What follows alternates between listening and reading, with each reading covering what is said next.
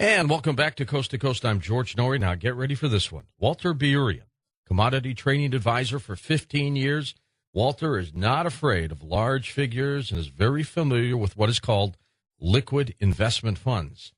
Now, we're going to talk with him about whether you own your government or your government owns you. Here's Walter on Coast to Coast. Walter, how are you? Good evening, George. Good to have you with us. Tell me about this. Who owns the government, or does our government own us? Is there even a question about that, Walter? Well, when you look at the money involved and the control involved, it's gradually shifted over into a corporate, for-profit government in a veiled sense. You know, the public from 100 years ago, they were electing government. They were... it was more representative of the people. Today, it's more of a corporate monopoly, controlling the public and utilizing the public as a resource management tool for profit. The key point is the golden rule. He who controls the gold makes the rules. Yep. And when you look at collective government, both local and federal, they've taken over the banking industry, the brokerage industry, if you look at collective government ownership of the stock market, if you break down individually different corporations, you'll find they're 60, 65, 70, 85% owned by collective government. Now, the public would never have even thought to look at that aspect. There's been a total blackout on the mentioning or discussion of collective totals or government ownership in collective totals for the last 65 years due to the condemning factor that when it's looked at and verified, it shows it's a totally different world than what we were told to believe. And can you find it easily, or is it hidden, Walter? It is there. Their whole game was never not making it not available. The whole game was never mention it, never talk about it, never discuss it. It's the old expression, if the largest tree in the forest fell, no one saw or heard it fall, did it actually make a sound? Right. And you've had people networking, large corporations networking, governments networking between themselves, constantly promoting, deficits and budget shortfalls as they've created a two-tier accounting structure where they'll show the tax revenue on the budget report, which they call the general purpose operating funds, as they've separated through what is called the comprehensive annual financial report, all of the investment funds, enterprise operations, venture projects, which are generating phenomenal money. So when the public, who's complaining about government growth and government overspending or collecting too much taxes, they are given a selectively created budget report, which shows where the tax income is spent. Well, the one problem with this picture is that when government separated off into the annual financial reporting accounting structure, they shifted the investment and enterprise income only to reporting in the comprehensive annual financial report. The tax revenue was just shown on the budget report, so as the years went by, this started in 1946, by the way, and come the year 2000, if you look at any large entity, only one-third of the gross income is tax income. Two-thirds of the gross income is return on investment funds and enterprise income. Now, when Dwight Eisenhower was leaving the presidency, he warned us of the military-industrial complex. Is that part of what we're talking about right now? Well, I've been studying this now for about 15 years, and what developed was in the after World War II, what you would call the boys, the large families, the Rockefellers, the Rothschilds, and so forth. They knew government was where the money was.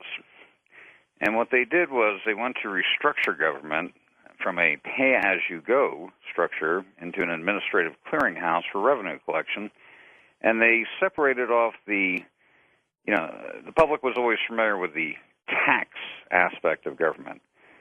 So by separating into an annual financial reporting and accounting structure and a selectively created budget report showing where tax revenue was spent and allocated, they were able to build their investment empires and start venture and enterprise projects, which were profit centers, which the public now was not looking at the income coming in due to the fact it was not disclosed on the budget report. And they figured if they did this, they would have, and if they were controlling it and consulting and advising within it, they'd be able to get any project-backed, corporation-backed, anywhere around the world utilizing those funds. Well, that worked in the 40s, 50s, 60s, but by the 70s, government, in its management capacity, was building up so much wealth, so much investment capital. They started becoming the power structure over the large corporations and the individual families. Sounds like that's what the Chinese are doing, Walter, except we all know that. Well, we've laid out the blueprint. Yeah. I looked about 8 years ago. I came across an association that monitored all of the structures of different governments around the world as far as their tax income and the way they're structured. And as I started looking, I said, sheesh, 60% of the countries around the world were modeled after exactly what the U.S. was doing. So, it became very evident that it was a corporate blueprint for takeover. And what they're doing is consolidating world ownership and one standard for productivity management of the population under this one corporate global empire. And all of the non-players, the independents, are being targeted and systematically eliminated one by one. Almost muscled? They have the money, the investment wealth, and the capital to target any country, any organization, any company. If they're cooperating, they flourish. If they're not, they're put under. Now, is this a club of people? Now, we know about the Illuminati and these families you just mentioned. Their influence is worldwide. Correct. So there really aren't countries anymore. We have the appearance, Walter, I think, of countries, but it's really not. There are no boundaries anymore, are there? It's a corporate machine. It's gradually expanding its tentacles to be one solid conglomerate, and the population is becoming just simply a item for productivity management. We're the drones for them, aren't we? Well, it's the public has been masterfully entertained for the last several decades as the boys took it all over by investment, and government is the actual true owner now of the banks, brokerage houses, insurance companies, and the large corporations by investment. The public was intentionally, there was a vacuum created, an intentional void created in the public's comprehension to make sure they didn't look.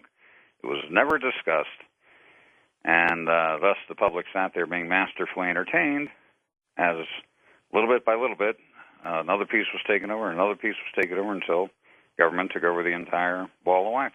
Well, when we hear the phrase of a one-world government, I assume we can say that's going to be absolutely true. Yes, and it is us that is doing it, primarily. And we don't even know it. You just have to look at the basics. What I'll be discussing on the show tonight are the basics. The intentional void that was created regarding the basics for people to look at and start finding out for themselves, because it's the most important information they could learn in their lifetime. Because everything we were told when we were little kids in grade school about the way the U.S. was, we were told Russia, was a bad thing because the government owned and controlled everything. But here in the United States, free country, the people own and control everything, control government, and that's a good thing. Well, when you actually look at the underlying reality of what's transpiring, that's flipped on its back. And in fact, government took over more control here in this country than Russia could have dreamed about back in the 40s. There is one thing that's different in this country that the other ones don't have, and that is our right to bear arms right now. So many Americans own weapons and own arms. When do they attempt? Because if this is going to work, I think they've got to take the arms away. When are they going to try that? Well, it's the aspect of taking arms away. There's an expression. Once you've stolen everything that someone else has, they strictly become a liability. And the public has been tapped into so much over the last several decades.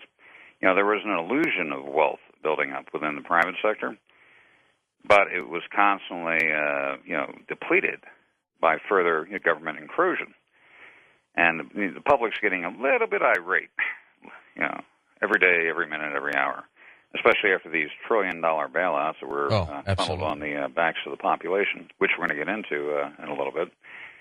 But the aspect of a fight, the Second Amendment, the Founding Fathers put that there exclusively in the event that government became a rogue government and was directly against the interests of the people, in fact, attacking the people, so that the public could defend themselves. Now, on the corporate level, and keep in mind now, the corporate structure is being run primarily by 70% attorneys. If you look at your governors, your congressmen, your senators, you're 70% attorneys now. They're dotting the I's and crossing the T's to secure as much cash at the present and to lock in the productivity value of the next 5 generations. And they get a little nervous on the aspect of public resentment. So you do have a natural tendency to say, well, armed prey, are not easy prey. Yeah, exactly. And they have a tendency to feel paranoid about the populace owning firearms. So it's becoming more and more restrictive. About 10 years ago, I looked at a couple of graphs. I was a commodity trading advisor for about 14 years, and I followed charts and statistics. And I looked at state by state who had the most restrictive gun laws and also who had the highest taxation state by state. Well, when you put the two charts together, the higher the taxation and fees and fines in a state, the more restrictive the gun laws. Go figure, Walter, right? A guy go back to, the statement, thieves do not like armed prey. So, there's a natural tendency, the more you're taking from the population, the less you want them to be able to fight back. I have not seen anyone in the last 15 years actually accomplish any major changes in government. You have the inside structure doing exactly what they want to do and taking exactly what they want to take. It's got to change. It's got to change. And this seems, though, to me, the perception is, Walter, this is happening faster and faster and faster. And we'll get into the TARP funds and the bailouts when we come back from the break. But is it true? Is that perception accurate? Is it happening It all boils down to runaway greed. When you have greed just taking place as the principle of operation and with no accountability or consequence, it just keeps getting worse and worse and worse. Just like the little kid, he says, his parents say, don't go in the cookie jar, but he sneaks in, takes one cookie. Oh, that was easy. He comes back in and takes 2. Yeah. And in no time, he's going to walk off with a cookie jar. Unless he's caught and, scolded. But currently, right now, we have a network of attorneys, judges, and so forth that are protecting the inside crowd that are reaping the whirlwind of funds and money due to the factor that they're building up their own power base from having done so. Good point. Stay with us, Walter. We're going to take this quick break. We'll be right back on Coast to Coast AM. Well, it's a new year. How about picking up StreamLink for yourself or as a gift for someone you care about for just pennies a day? You can get downloads, podcasting, past archives, iPhone apps, and just have some fun with it. Simply go to coasttocoastam.com for StreamLink. When we come right back, more with Walter Burien as we talk about who owns government or do they own you on Coast to Coast AM. Walter, tell us now, when you started telling other people about all of this, what was the reaction? Did they believe you? Well, I started National Disclosure in June of 98. I kicked off with about 131 radio programs in 2 months. I was going around the clock. Broke the ice on the biggest game in town. And at first, the initial reaction, especially from those sharp players out there and corporate types, they would say, that's not possible. They couldn't have done that underneath my own nose. I'm too smart of a person. They never could have pulled that off. I would have seen it. That was the first reaction. And there was an ego problem. After about a year, and these people started looking, It's right there in front of everyone's faces. All they have to do is look. When they started looking and confirming, the next reaction was, it's too late, it's too big, it's so far advanced, no one's going to stop this. Depression set in. I would tell them, I'd say, stop your whining. It took them 65 years to pull this off. That's the second time, time-wise. I said in 10 years with solid corrective action and, very importantly, the comprehension being picked up by the population, it can be corrected in 10 years. So, it's been a long journey over the last 10 years of, getting the word out and getting the comprehension to fill the void, the vacuum that was intentionally created due to the money involved. Now, a few points I'm going to qualify during the show. Mm-hmm. One very important point is at the end of 2008, they sucked about $35 trillion out of the world economy. And that went into specific accounts. That was someone's profit. Everyone else's loss was transferred into a profit for other accounts. They did it through the derivatives market, and I'll start to qualify that. The other point I'm going to qualify are the collective totals, how to verify, how to look, and establish the takeover by government, how they've done it, and the way it was pulled off and where they stand now.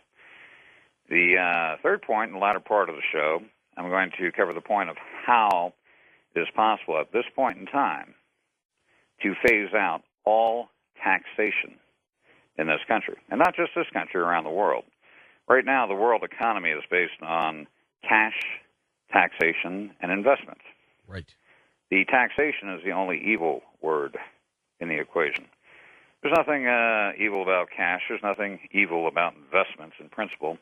Taxation is pure extortion, and it's been justified through many different tactics. Now, I'll ask you one question first, George. Okay, do you know the easiest way for me to steal $100,000 from you? Tax me for it. No. No. That's one way, but it's not the easiest. Okay. What would it be? The easiest way is if you didn't know you had it in the first place. All right, explain that. When government builds up wealth, investment wealth, enterprise income, and they're constantly promoting tax income, which currently is only 1/3 of the gross income, mm-hmm. the public doesn't even know the other 2/3 exists due to that intentional void and vacuum that was created. Yeah, well, that's true. We think it's gone, right? Right. Or it's not even around. And government has done such a grand job at taking it all over by investment, with a little bit of administrative restructuring, you could set it up to phase out all taxation, not lower taxation, eliminate all taxation. All done. Until the end of time. Gone. And have a thriving economy and virtually zero unemployment rate. Well, you'd get a lot of people supporting that, Walter. They have to comprehend it first. And the good point is... And this is without a use tax or anything like that. Correct. Right? And the structure is in place today to do it. I strongly recommend that your listeners on the next break, they call their friends, their associates, their business partners, have them tune in. I'm going to cover a lot of detail. I'll be very specific. Most people get lost in the forest, from the trees, the branches, and the leaves. What I'll be discussing, period, is the forest, qualifying what the true forest is, the whole beach. And, from that perspective, it'll become evidently clear that taxation is not needed. Taxation can be phased out. We can downsize and limit government back to where it should have been. If you go from 1965 forward, government has been expanding at such an exponential rate, exceeding the population's income and the population's growth by a factor of 4 to 1. And it's not right. But we've let that happen.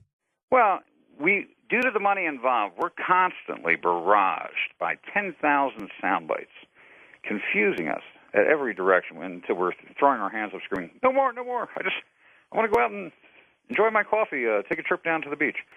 The overload, sensory overload everyone is exposed to is massive, and it's constantly manipulated to make sure that the public stays off in la-la land, not focusing on what they should be focusing on to take back control of the situation. Do you know what would happen to the economy if people weren't taxed, if they could use that money any way they wanted to buy things, save their money? It would be just a huge boost to the economy. Right, but then government says, well, how can we fund our schools and our police and our fire departments? Oh, we'd have to shut it all down, sell our buildings. And that is such a line of garbage. It's not funny. I'll give you one example. All right. You know what a pension fund is, correct? Sure do. Okay. A pension fund is designed from the investment return of the fund to pay someone their salary and benefits at retirement. Mm-hmm. Okay, very simple. Well, the exact same principle can be structured on the city level, county level, school district level, where you create what I call a TRF fund, tax retirement fund, set up exactly like a pension fund, except it's designed to meet the ongoing budgetary obligations into perpetuity, and you can phase out all taxation.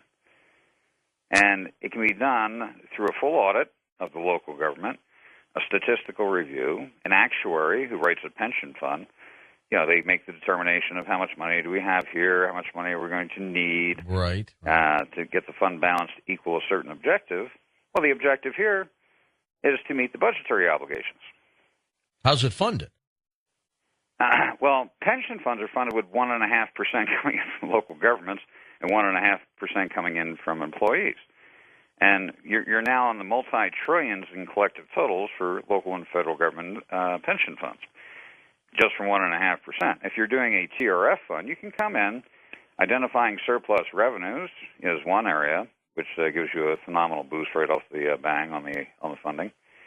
You allocate X percentage of the gross income coming into the fund's balance, and you also do a little bit of downsizing. As I mentioned, the growth in government has been so excessive over the last 3 decades. It's not a good thing. It sounds easy to fix, but I don't think it is. Well, the reason it's not easy to fix is due to the factor that we've allowed easy money to run rampant within the circles of D.C. and local governments. I like to use metaphors, and this is an excellent metaphor that kind of explains our situation. It's simple but true. Now, George, do you have any children? I have 3 children and 5 grandchildren now, Walter. Okay. Your children, when they were 14, 15 years old, would you have given them carte blanche to write their own allowance check? No. That's what everyone says. But why did we do that with our own government? Here we have ruthless players, okay, that and you're dealing with hundreds of billions of dollars, trillions of dollars, and just as if you had given your 15-year-old son carte blanche to write his own allowance check, unless he was a saint, pretty soon he's going to be, if you made $1,500 a week, pretty soon he'll be cutting a check for $1,800 a week, putting you in debt for $300 a week. Any questions? It's exactly what we have going on right now. Well, maybe though we're sheep, Walter. Though we just follow. Most people just follow. They don't do what you do, and they don't put their foot down. They just follow. Well, most people legitimately are honest, ethical. They want to see good. I've watched people all through my lifetime, wanting to help out their neighbors, community, solid businessmen, sharp ideas, good work ethics. And on another analogy, say, for example, your local bank over the weekend left the front doors open, all the cash lying on the counter, security cameras turned off, no guards watching the money. You could have 1,000 people walk by, and someone they would look over and say, hey, the doors are open, the cash is lying on the counter, no one's guarding it. There must be a problem here. Some people would try to call the bank. Or we're on candid camera, right? Yeah, that's another thought. Some would even go up and try to close the doors. Probably about 65% of the people would just stand there in a crowd, milling around going, should we? Well, all it takes is 2 or 3 out of 1,000 to walk by saying, hey, look at these bozos. They left the cash lying on the counter, and look at all these clowns outside. No one's taking it. Let's grab it before somebody else does. Well, when you let that 2 or 3 out of 1,000 walk in the doors 5 years ago, 10 years ago, 25 years ago, you're going to have exactly what we have right now. Now, I watched the CNN coverage of the bailouts. Right. And what I caught as one consistency, and it really stood out, about every 20 seconds, you can go back and watch those tapes, about every 20 seconds you'd hear uncontrollable laughter coming from the crowd, the people that are discussing the matter. Hey, I'm going to get $500 billion, but they're even offering me $700 billion. Whoa, as they chuckle back and forth, saying, "This is so easy money." Yeah. And let me qualify one point, and this will get a lot of your listeners very mad. The slump in the economy. Now, I was a derivatives trader for 32 years. I was a commodity trading advisor for 14. I was one of the first tenants up in the World Trade Center back in '78, 3 years after they opened. And did an international news line on commodities. My specialty was silver and U.S. Treasury bonds. But the derivatives market, I always keep a close eye on. And government, let's go back to 2000. Alan Greenspan was quoted in the Wall Street Journal saying he was concerned about the $80 trillion a year international derivatives market. Uh-huh. Okay? Now jump ahead to the year 2008. Greenspan forgot to mention that government was writing about 65% of the paper in that market. That's right. All the states, cities, counties, federal governments, they were the ones, the institutional accounts, that were doing the most trading. If you look at Pennsylvania's CAFR, the state of Pennsylvania, under Note D, it shows their derivative activity for the year. Puts, calls, stock options, futures, advanced forward currency contracts. They're doing more volume than Merrill Lynch did in the derivatives market. That's just one state. One state. And you may have cities within a state that are larger than the state itself on the equity level. When I looked at New York back in '98, total liquid investment assets for the state was about $635 billion. Then I got a hold of the Manhattan Metro CAFR, which included Manhattan, Bronx, Brooklyn, Queens, Staten Island. $1.2 trillion. Now, where is all this money, Walter? Invested. And I also noticed that, I was looking at Ohio, their state CAFR, and I noticed half of their budget was subsidized by federal money. Half. Excuse me. I said, why? Ohio's a wealthy state. But then I started looking at where their investments, the state of Ohio's investments were, and they had over half of their money invested with federal programs. So I saw right off the bang that one elbow scratches the other. The local governments invest more with the federal government gives more back in grants to that local government. Right. Okay. Back and forth. Exactly, and it's a corporate game. As I mentioned this all started back in 45, 46. GFOA, Government Financial Officers Association, 100% private association, with a nice government-sounding acronym. It is the one that started promoting the annual financial reporting and accounting structure for local governments. Well, when this scheme, I'll call it a scheme, when this scheme started, give me the scenario how these players put it together. Well, as I mentioned, the large families knew government was where the money was. So they had the expertise, the resources, and the funding to back these private associations and to market them to the local governments until, by consult, they were taking over the operations of local governments.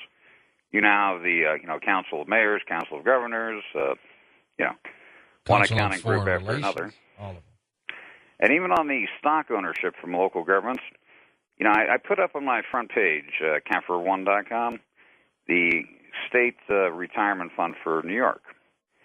Now, I put up state retirement funds, for examples of Caffers due to the factor that out of due diligence, it's mandatory that they list their investments when purchased, current market value, and how much. Are they forthright in doing that? Yeah, it's they drafted the pension funds for due diligence on disclosure where it was maintained. Now, local government CAFRs, they'll show their consolidated totals in the consolidated financial columns, but they will not they will not openly show where that money is invested and in what. Interesting. And they're not required to? Not really, because you have, as I mentioned, GFOA started the CAFR accounting structure, and the group that took it over as far as calling the shots for how the accounting is laid out is called GASB, Government Accounting Standards Board. another 100% private association. And by transmittal letter, they will make modifications on how things are reported. Now, up until 98, they had 100% lock on the game. The inside players were reviewing the reports. Keep in mind, you have, when your structure is that big, you have to keep your own records. The Comprehensive Annual Financial Report was their records, their internal document. People have called it two sets of books. It's not. The Annual Financial Report is the book. The budget report is an inferior document. It's the lesser. You'll see the budget in the Comprehensive Annual Financial Report, but it's only about one-third of the revenue. Now, when you were saying, though, that taxation is only about a third of all of this, correct, and we could do away with taxation, it would seem to me then that our tax money is almost all profit. Every year, it just keeps rolling in their coffers more and more. Well, not when they separate it. Keep in mind, I'll go back to a conversation I had with a Senator Cal Cunningham from North Carolina. This was back in, I think, 2001. North Carolina was citing a $700 million shortfall on their budget, the state. And about 45 minutes into the conversation, I said, Cal, if North Carolina went back to the same scope and size it was just 3 years earlier, they'd have a $5.5 billion surplus. Surplus. Yeah. They had increased their expenditures by close to $8 billion. That's what created the $700 million shortfall. Now, and when you say increase their expenditures, where'd that kind of money go, Walter? Keep in mind, when the public is not really looking, there's so many structures built up from within the inside. It's the definition of greasing the skids. They promote different services to the public, but as they do so, you have their friends, their buddies, their associates, kicking it off and running the show, and a lot of money is changing hands and bidding on the deals, right? The wealth base builds, and the public sitting off there in la-la land following instructions. I mean, it's just leaving the vault door wide open. And I go back to the 15-year-old kid having carte blanche to write his own allowance check. You're going to be buried financially real quick. And, they were doing whatever they could get away with and justifying it in any fashion, to take more money, build their power base. Now, on the government pension funds, which was the first original mode of taking over by investment, one thing most government employees don't realize, the government employees are kind of getting shafted here. Local governments set up their pension funds as strictly participatory. And what strictly participatory means is like buying a ticket on a train. You get to ride from point A to point B, but when you get off of point B, you don't own one piece of the train. And you're off it. Walter, we're going to take this break, and we're going to come right back. We'll continue talking about this, and also we'll take some phone calls with you on Coast to Coast AM. And our special guest tonight, Walter Burien. We're going to take phone calls with Walter and continue this discussion. Plus, soon we'll get into the TARP program, the bailout program, and what it all means as well.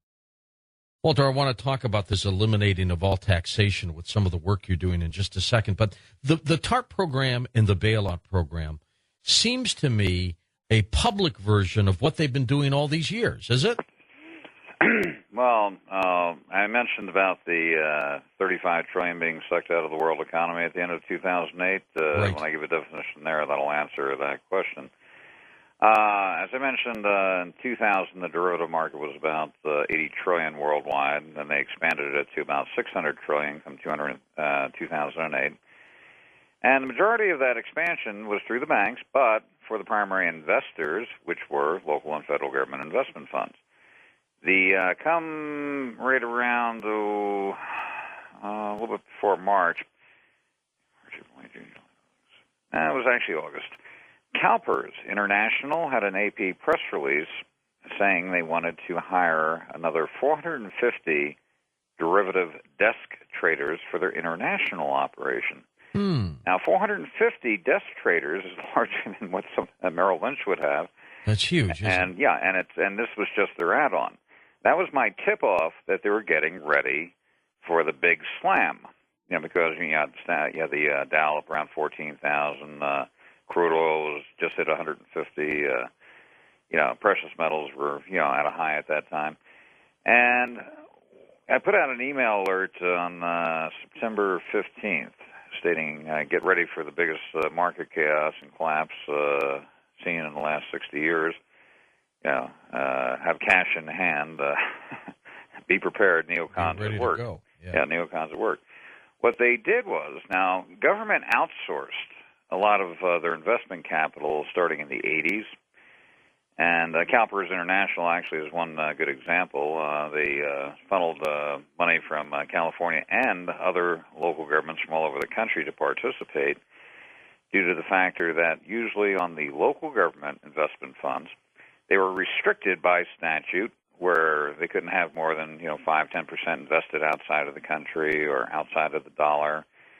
And by participating on the international investment front, they were now not subject to those pesky little rules, basically is what was done. So, they started the marketing in the 80s and, trillions funneled offshore for management. Now, going into the end of 2008, on the international and also on some of the large domestic operations, the investment funds heavily shorted the international derivatives market for the stock indexes worldwide. They heavily shorted precious metals. They heavily shorted, we're talking hundreds and hundreds of thousands of contracts. And to those who don't know what that means you are betting that everything's going to go down, not up, right? Right. A derivative is strictly a contract bet. It's always written in time, 3 months out, 6 months out, 1 year out, 2 years out, where there's a buyer and a seller, and they take a commitment on one side of the trade.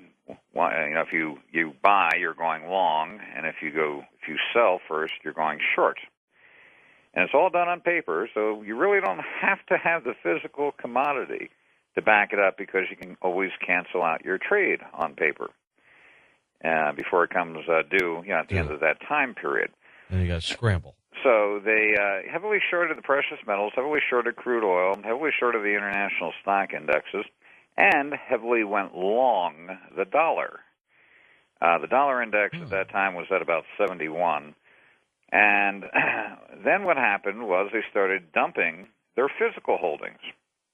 Now, as I mentioned, government outsourced a long time ago. So they were well diversified in all different currencies and investments, China, Russia, Mexico, all over the world, probably on the tune of about $26 trillion on international investments. And what they did was, to perpetuate the collapse, they cashed in about $4 trillion, maybe $4.5 trillion of their international investments, which were held in other currencies. China, Chinese yuan, Mexico, Mexican peso, Russia, ruble. And by doing so, they now were going to convert back into dollars, which meant buying dollars. So from the end of 2008, last 3 months there, the dollar index went from 71 up to 89 in a month and a half.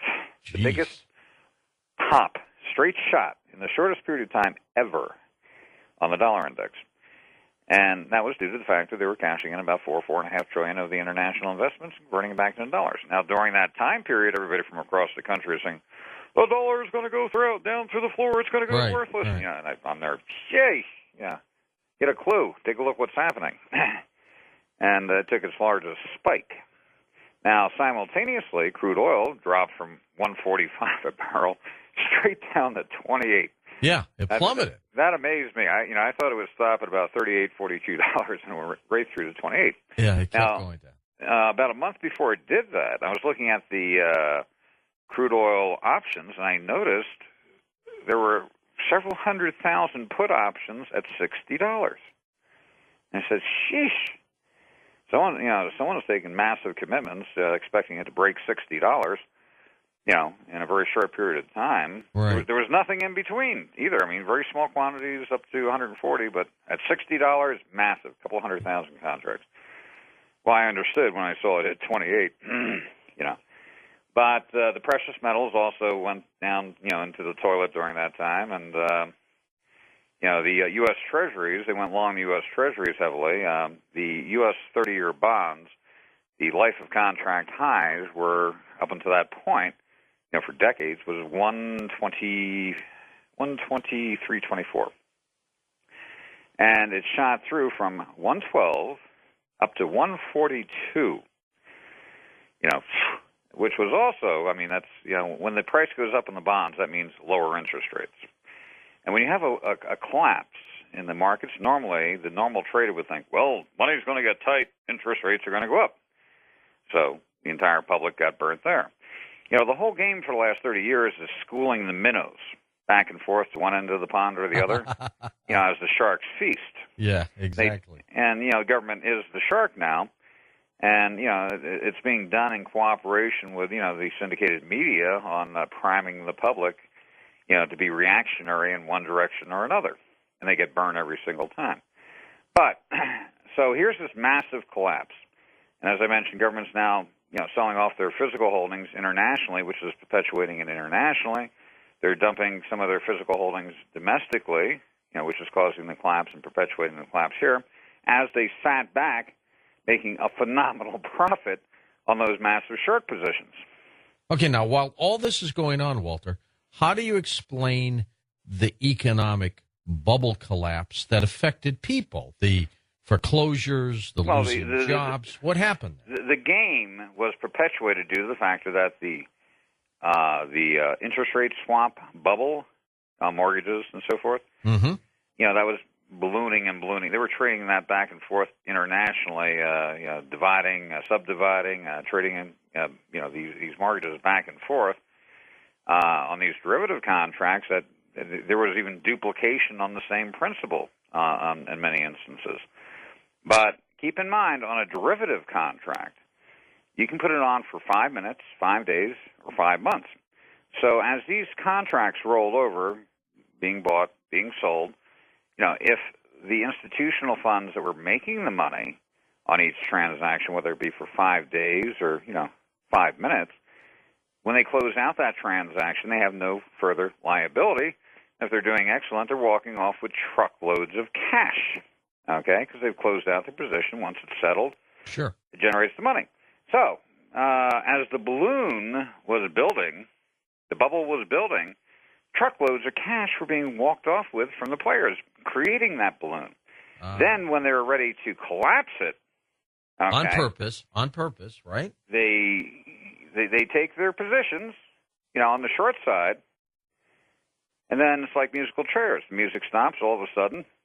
Grab what's left. A few million back holders, and they hit so hard, so heavy across the board that there were so many defaults. You can only steal so much from someone. If someone gets caught in a derivative trade and they lose $140 million and they only have $100 million, they're $40 million in default. And they did it so hard, so fast, so quickly, they created defaults worldwide, massive levels of defaults. And that's what got Bernie Madoff, right? No, he kind of, he couldn't play his shell game anymore of selling fictitious transactions. There was some accountability that came to play. Now, if he had been, he was dealing with the public. That's why he went on so long. If he had been burning government accounts, they would have stopped him in 1/10 the time. Right away, yeah. But he knew not to, suck in the government fund managers because he would have gotten tagged. The public, that's okay, right? Yeah. Yeah, exactly. But so here they pull out $35 trillion, out of the world economy. And what people have to understand is on a derivative transaction, for every dollar lost in one account, a dollar is credited to another account. And here we're talking about trillions of dollars that transferred hands in a very short period of time, about a month and a half, 2 months in time, is the time period it took for that collapse. Yeah. So now, here's the definition of arrogance.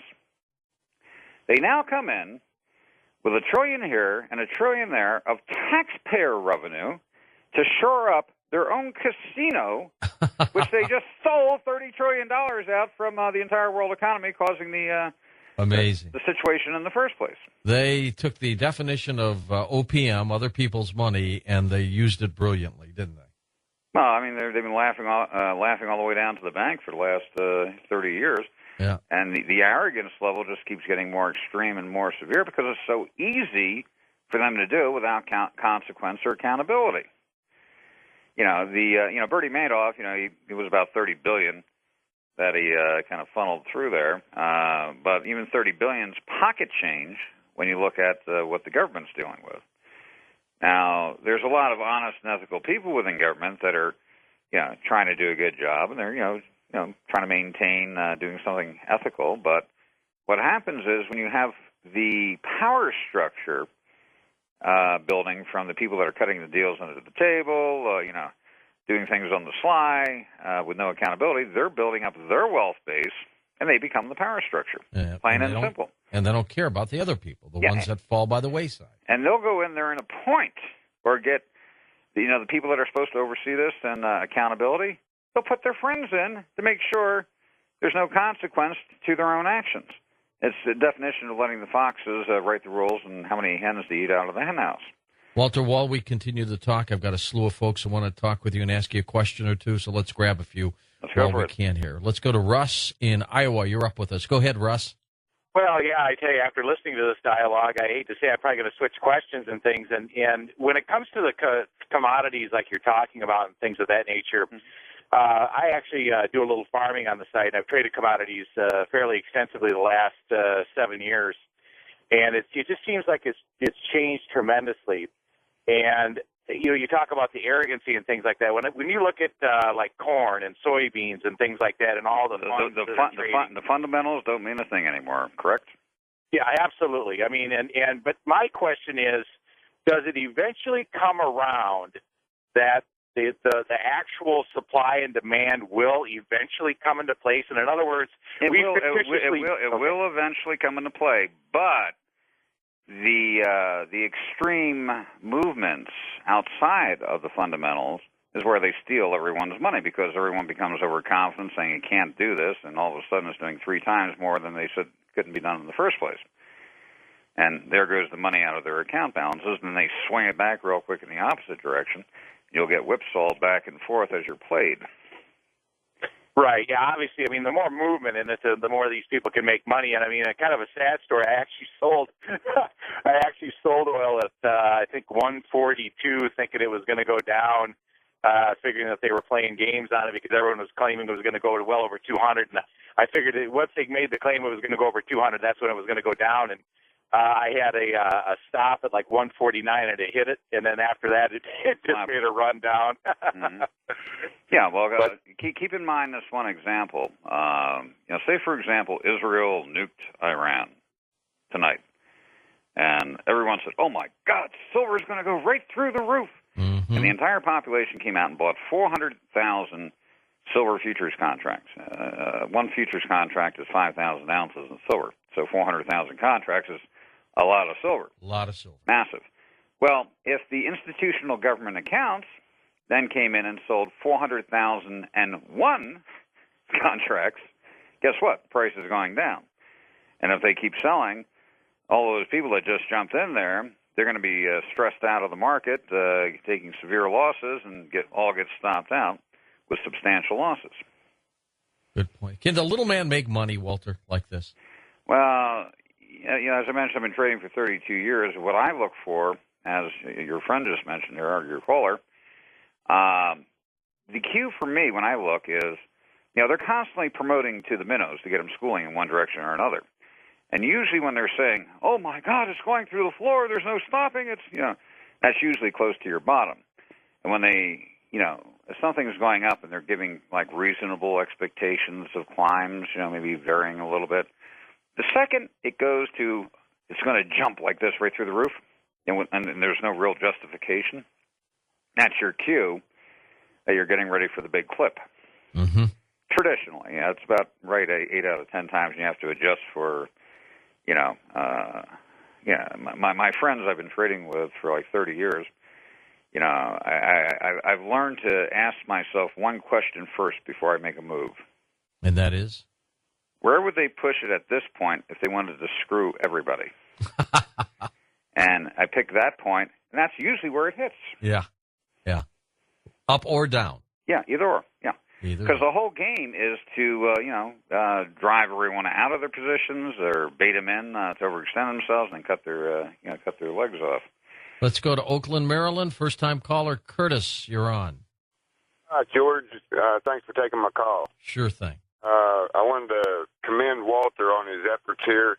I'm a long-time listener, clear back in the early days of Art Bell, and I've always believed in the movements that Art's talked about on the air, and also you, George.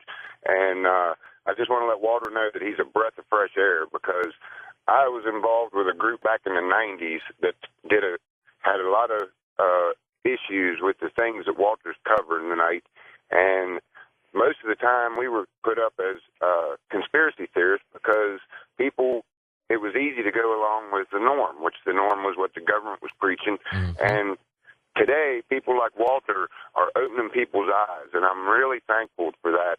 And one question for Walter that I have real quick, and that is, Walter, do you think there's any possibility that our money system will find its way back to the gold system, and or do you think that there's a need for that? And if not, what do you think is a good substitute? Well, I'm going to jump back to 1963-64 when we were on the silver standard and gold, and when they got off of it due to the factor that there was not enough silver and gold to back the intrinsic value that was maintained in the United States. Keep in mind, there's little money in circulation compared to the intrinsic value of the property, wealth, and assets in the United States. So, the United States was expanding. So the Federal Reserve, was their brainchild.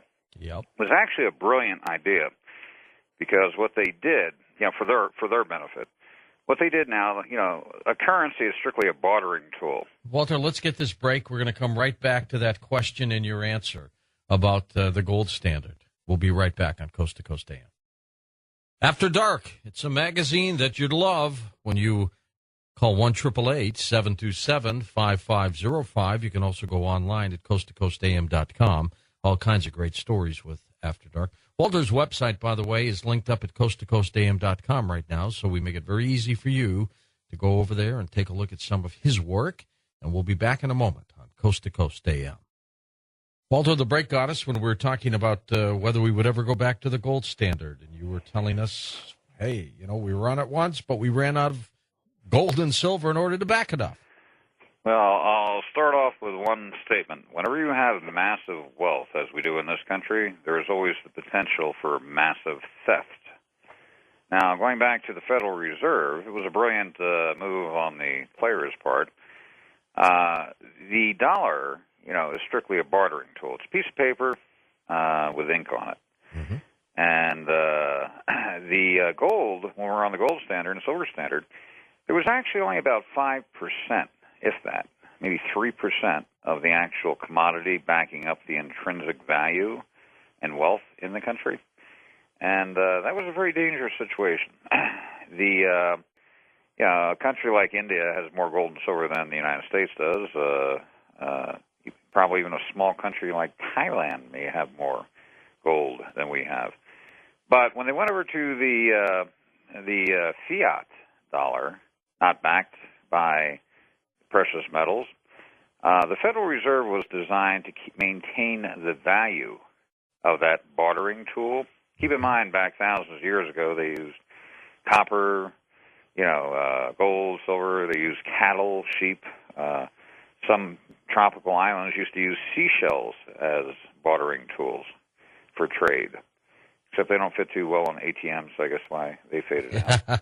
But as they increased the money in circulation, I call the dollar a zero-based currency. And the reason I call it that is for every dollar that goes out, 100% of it goes back through government, through taxation, one little bit at a time until it's 100% recycled.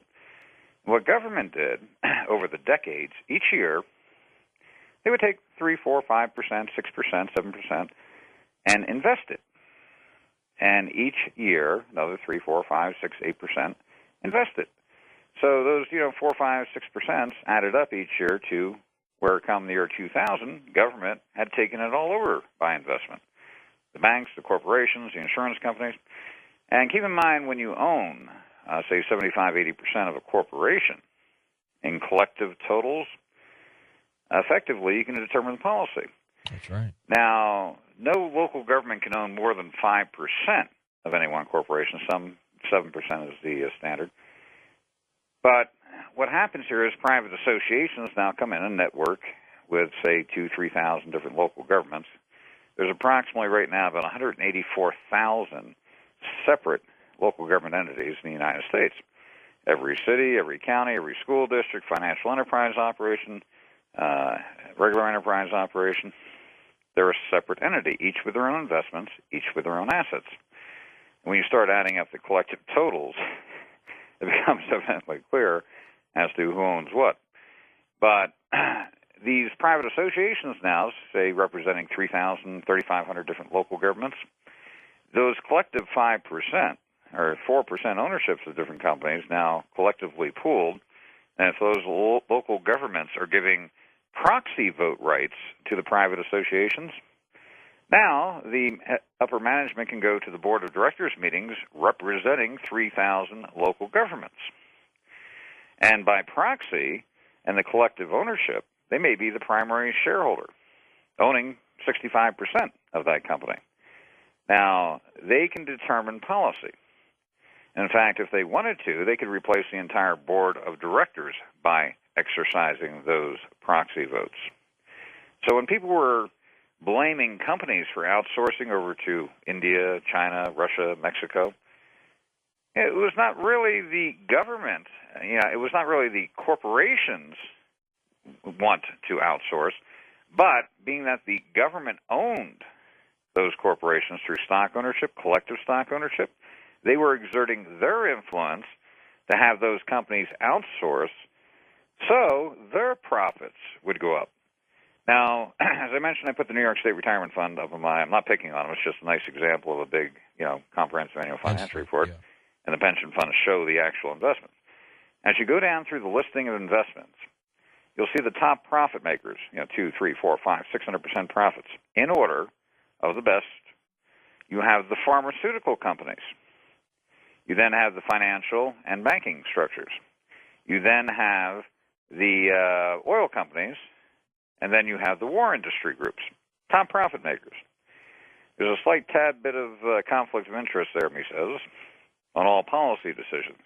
When you start looking at the ownership, and especially entire industries that are owned in collective totals, it starts becoming crystal clear as to why the policy that is determined is determined.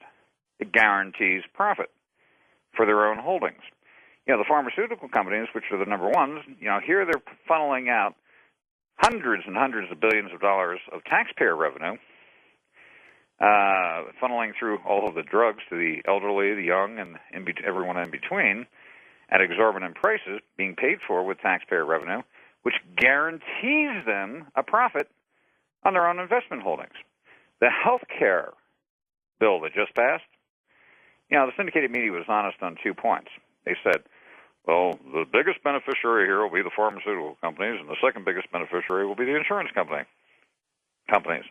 The one thing they didn't mention was government owns the pharmaceutical companies by collective ownership, and they're the number one investor with the insurance companies that will now have less liability.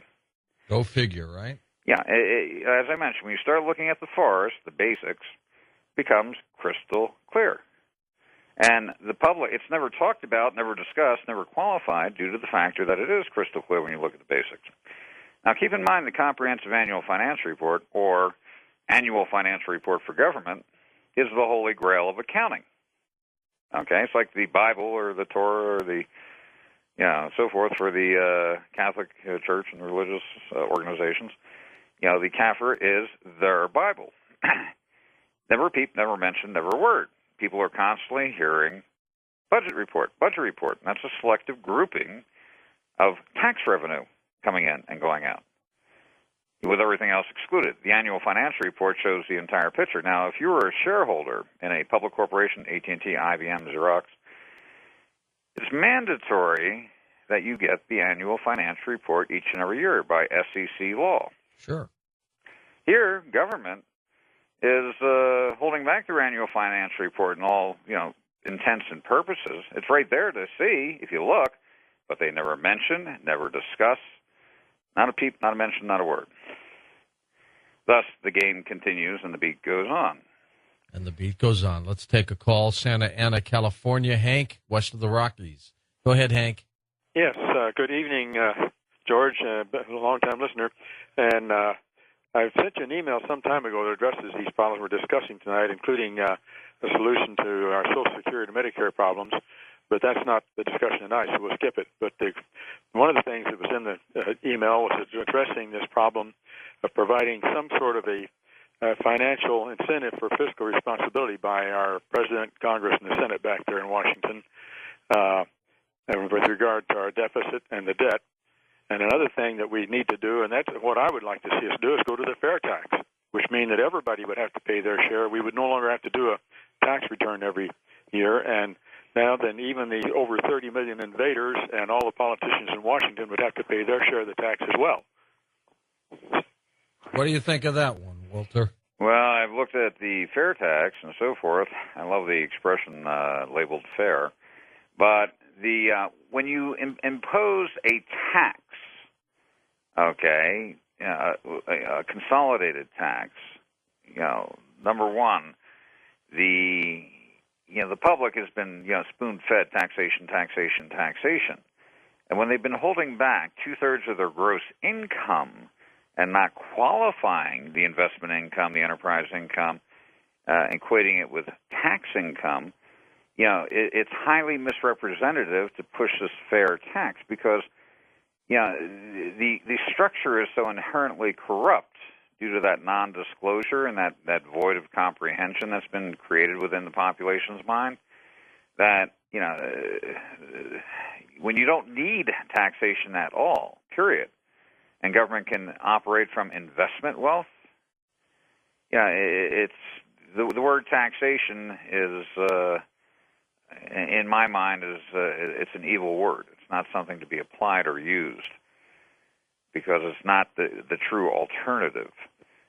That's as simple as I can put it. On in general principle, the fair tax is a decent idea, but when you look at the underlying core of the non-disclosure taking place, it makes it irrelevant because you cannot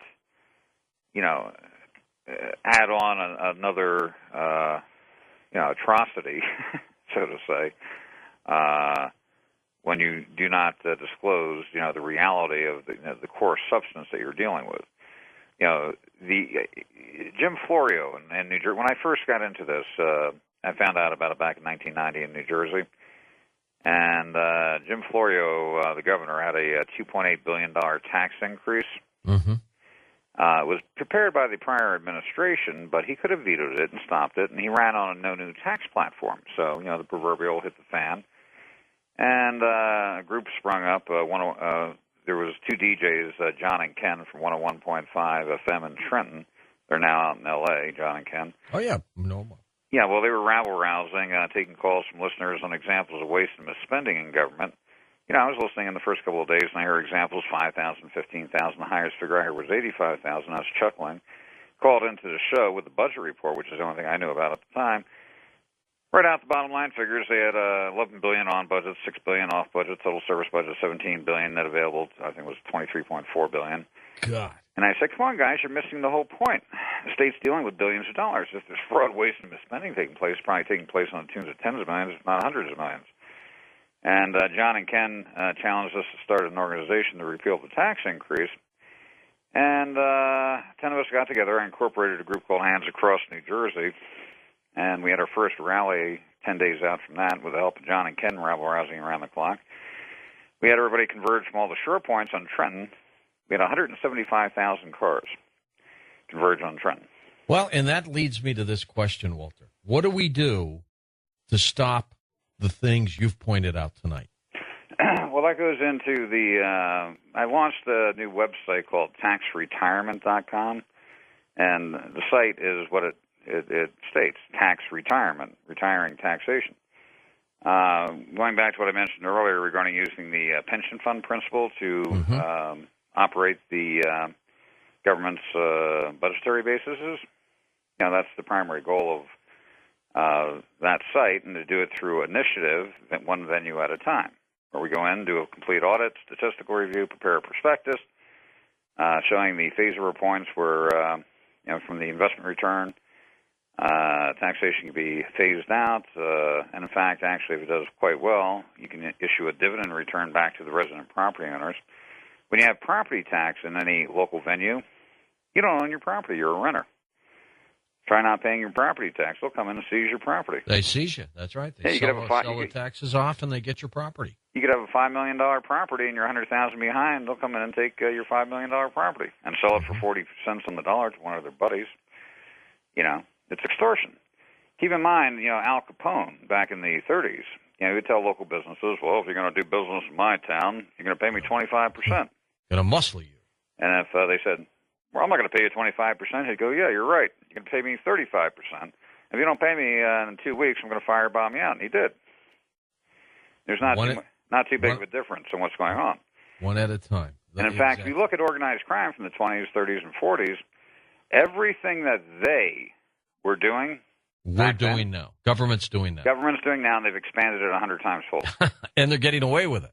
Yeah, because they took it over. If you took all the Genoveses, Gambinos, Al Capones, Giancanas, put them all together, it'd look like a bunch of kids on the street corner selling lemonade in comparison to what government's doing. What about the state, let's say like California, that claims it's going broke? Yeah, are they going broke? I smile every time I hear Schwarzenegger saying, we're $42 billion behind on our budget.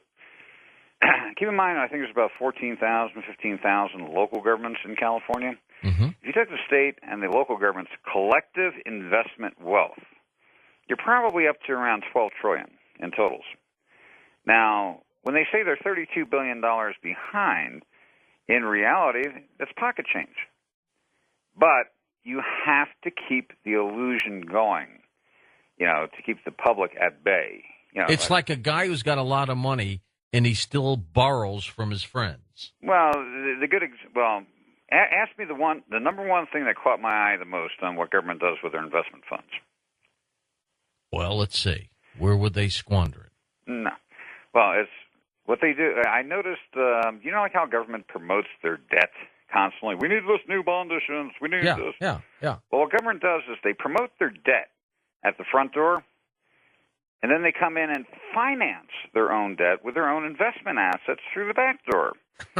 They'll cut a deal with a bank, brokerage house, insurance company, or even set up their own financial enterprise operation, funnel all of their investment assets into it.